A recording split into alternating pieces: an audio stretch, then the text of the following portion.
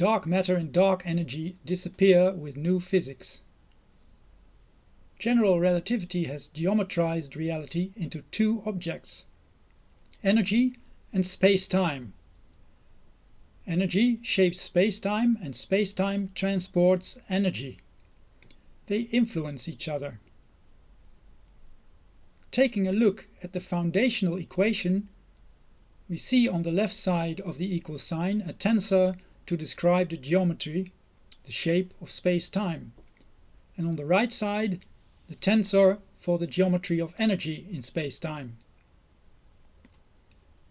The source of change in the geometry of space-time is energy.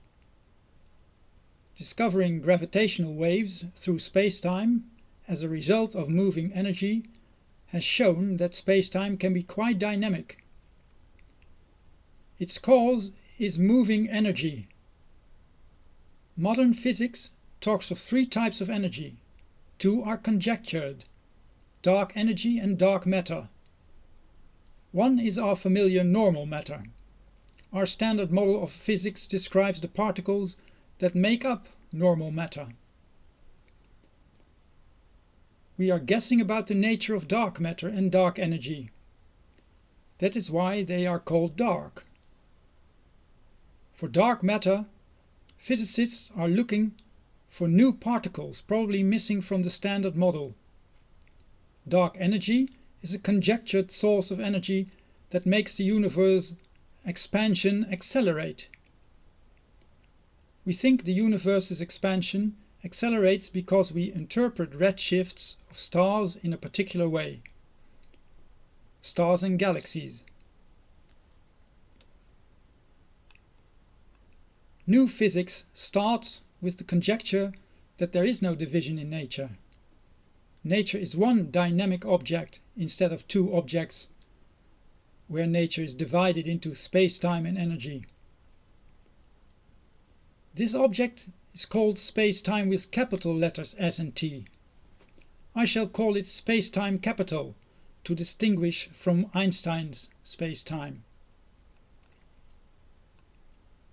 Space-time capital is dynamic because of its properties, its shape, and its elasticity. The difference between space-time and space-time capital is the explicit function of elasticity. This is in fact makes space-time capital more dynamical than space-time. Not in principle, but in practice. Dark matter can be found in the foundational equation of general relativity on the left side of the equation, so to speak. But we are only looking on the right side. Space-time capital has a new solution for what we think are dark energy and dark matter. Dark matter is just moving waves, like gravitational waves, but with much larger wavelength, and moving slower than light. Moving slower than light because of the complexity of the waveform. So the dark matter that physicists are talking about nowadays doesn't exist.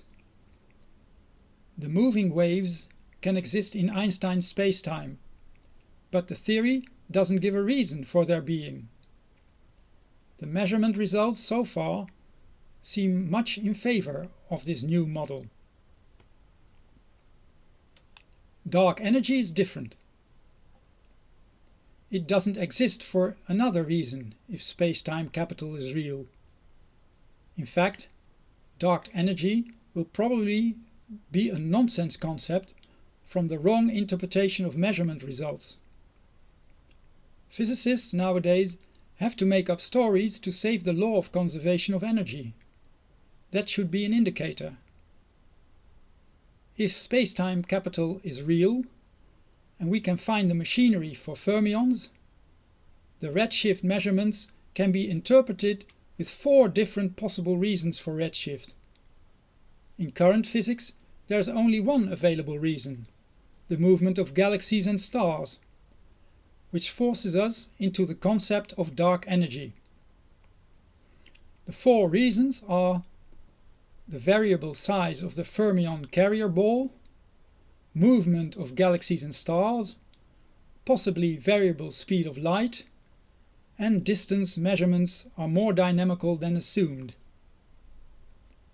These influences are explained in the book New Perspective. A link is in the description below.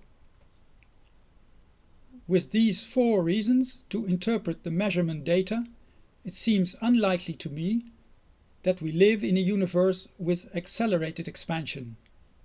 Dark energy is premature speculation. We shouldn't speculate on it before we have proper machinery underlying our symmetries and other descriptions of nature.